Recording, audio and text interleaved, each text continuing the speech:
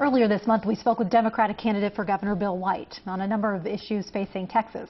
And now we hear from the man he hopes to oust. Texas Governor Rick Perry believes the state can make up for a massive budget shortfall by cutting services, not raising taxes. Political reporter Martin Bartlett is live now at the Capitol Bureau with this KVUE News exclusive. Martin. Good evening, Tyler. A few weeks ago when I sat down with Democratic challenger Bill White, he would not rule out the possibility of a tax increase. But in a recent one-on-one discussion with Governor Perry, he pledged to say no to new taxes. Our conversation ranged from the budget all the way to the border.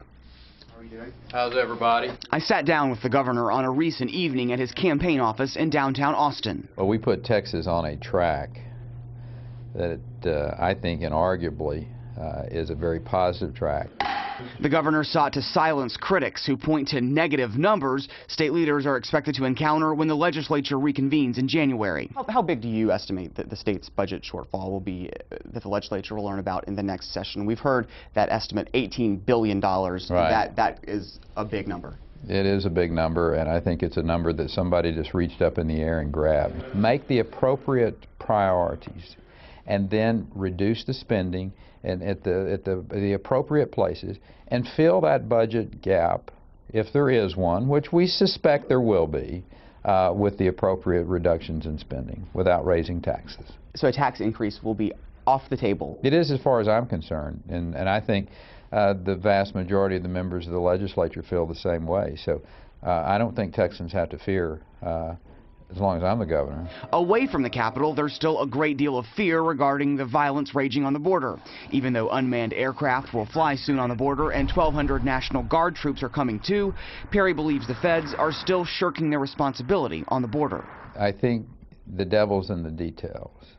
They're 5 years late in releasing the drones to be flying on the border. 1,000, 1,200 troops is not enough. It would be a good number if they put them all in Texas. We've asked for 1,000 over 18 months ago with the current administration, yet no answer from them. Whoever wins in November will likely preside over a red-hot debate concerning immigration policy in Texas. Two lawmakers plan to introduce legislation similar to the controversial new law in Arizona. If that makes it through the legislature and it comes to your desk, would you be willing to sign that legislation or veto it? Well, we have no idea what that legislation would look like. But too early to carte blanche say. Oh, look, I'm not going to, and I don't ever take the bait of saying, yeah, yes or no, I'm going to sign or not sign a piece of legislation before it's even introduced or debated one time on the House floor. So we'll have a good, healthy debate, and I'm more concerned about getting that border secure and then laying out a very comprehensive immigration policy if that's required, if Washington continues to abrogate the responsibility of immigration policy in this country. I've got to ask two questions very outright and very bluntly. Sure. Will you run for president? No.